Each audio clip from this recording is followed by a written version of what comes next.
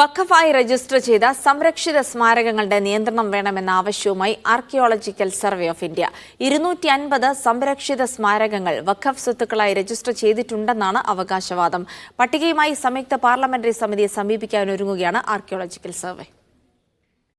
ഡൽഹിയിലെ ഹോസ്കാസ് ഈദ്ഗാഹ് മസ്ജിദ്, ഫിറോഷ കോട്ട്ല ജമാ മസ്ജിദ്, ആർകെപുരം, ചോട്ടി ഗുംതി മക്ബറ തുടങ്ങിയ 250 സ്മാരകങ്ങൾ പട്ടികയിൽ ഉൾപ്പെടുത്തി. പല സ്മാരകങ്ങളെയും ഏകപക്ഷീയമായി വഖഫ് സ്വത്തായി പ്രഖ്യാപിച്ചുവെന്ന് ആർക്കിയോളജിക്കൽ സർവേ ഓഫ് ഇന്ത്യ വാദിക്കുന്നു. സംയുക്ത പാർലമെന്ററി സമിതിക്ക് മുമ്പാകെ ഹാജരായ ASI ഉദ്യോഗസ്ഥർ നേരത്തെ ഈ വിഷയം ഉന്നയിച്ചിരുന്നു. നടപടിക്കെതിരെ മുസ്ലിം ലീഗ് അടക്കമുള്ള പാർട്ടികൾ പ്രതിഷേധമുയർത്തി. സർവേ എന്ന് പറഞ്ഞാൽ ഇങ്ങനെ സർവേ ഉണ്ടാക്കുക, അതിൽ കൃത്രിമത്വം കാണിക്കുക, തങ്ങളുടേതാക്കി മാറ്റുക, എന്നിട്ട് അതിൻ്റെ പുറത്ത് ഉണ്ടാക്കുക. എങ്ങനെയാണോ ബാബരി മസ്ജിദിനെ ഈ രാജ്യത്ത് വലിയ അപകടകരമായൊരു സ്ഥിതിയാക്കി വളർത്തിയെടുത്തത്, അതേ സ്വഭാവത്തിലേക്ക് അതിനെ വളർത്തിയെടുക്കുന്നതിന് വേണ്ടിയിട്ടുള്ള ഒരു സാഹചര്യം ഉണ്ടാക്കിയെടുക്കുകയാണ് BJP ചെയ്തുകൊണ്ടിരിക്കുന്നത്. സർവേയിൽ രൂപീകരിച്ച വിവരങ്ങൾ ആർക്കിയോളജിക്കൽ സർവേ ഓഫ് ഇന്ത്യ പ്രത്യേക കത്തായി നൽകും. സെപ്റ്റംബറിൽ 120 സ്മാരകങ്ങളുടെ വിവരം സംയുക്ത പാർലമെന്ററി സമിതിയെ അറിയിച്ചിരുന്നു.